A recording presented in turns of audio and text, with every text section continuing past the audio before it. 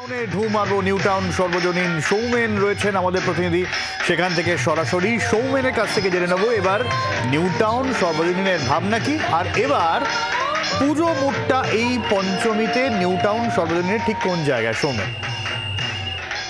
New town সর্বজনীনের তৃতীয় বছরে দেখো, তোমাকে প্রথমেই বলে রাখি, নিউ টাউন সার্বজনীনের এবছর তৃতীয় বছরের পুজো, এবং তোমাকে যে ছবি দেখাবো যে মানুষের ভিড় পঞ্চমী সন্ধ্যা থেকেই কিন্তু প্রচণ্ড পরিমাণে কিন্তু উপচে পড়ছে, এবং যে ছবি দেখাবো যে প্রচুর সংখ্যক মানুষজন নিউ টাউন এবং নিউ টাউন সংলগ্ন কলকাতার বিভিন্ন জায়গা থেকে তারা কিন্তু এসে উপস্থিত হয়েছে। এবং এবছর তাদের যে থিম, যে মিশ্র প্রতীক এবং যে মাটির খেলনা গাড়ি, এবং সেইখানে প্যান্ডেলের মধ্যে বিভিন্ন জায়গায় কিন্তু ছোট ছোট কিন্তু ঘোড়া সাজানো রয়েছে, এবং তোমার একটি সুসজ্জিত মণ্ডপ, এবং প্রচুর মানুষজন যারা আসছে তারা কিন্তু ক্যামেরা বন্দি করছে তাদের এই ছবি।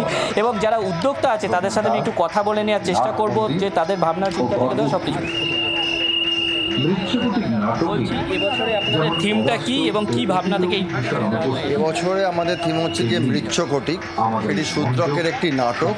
এই নাটকটি লেখা হয়েছিল গুপ্ত যুগে, সেখান থেকে আমাদের এই থিমটা। সেখানে হচ্ছে কি একটা ছোট বাচ্চা ছেলে, সে একটা মাটির খেলনা গাড়ি নিয়ে খেলছিল।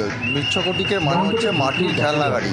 সেই মাটির খেলনা গাড়িটাকে নিয়ে নেওয়া হয়, তারপরে তাকে সোনার একটা খেলনা গাড়ি দেওয়া হয়, কিন্তু সে সোনার খেলনা গাড়িটা চায় না, সে মাটির খেলনা গাড়িতেই খেলতে চায়।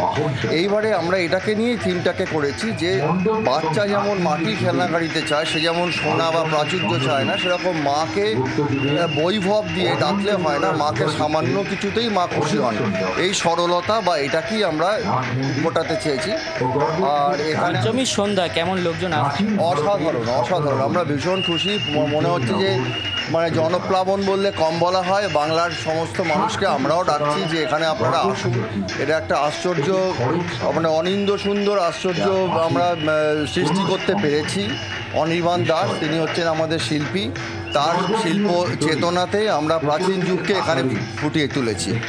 একদমই তাই, তারা যেমনটা বলছিল যে প্রচুর মানুষ, যে ভিড়, এবং সেই ভিড় আমি তোমার ছবি দেখাতে বলবো, যে আমার যে পার্সন আছে অরূপকে সেই ছবি দেখাতে বলবো, যে প্রচণ্ড পরিমাণে পঞ্চমীর দিন সন্ধ্যাবেলায় ইতিমধ্যেই কিন্তু রাত ঘড়ির কাটায় 9টা বেজে গেছে, কিন্তু মানুষের ভিড় যত রাত বাড়ছে তত কিন্তু মানুষ কিন্তু প্যান্ডেলমুখী হচ্ছে। এবং যে ছবি দেখা যাচ্ছিল যে প্রচণ্ড পরিমাণে মানুষজন যারা মণ্ডপে আসছেন, এবং সকলে কিন্তু যে মণ্ডপ দর্শনের পাশাপাশি মোবাইলে তারা। আগে অনেক ধন্যবাদ সৌমেন।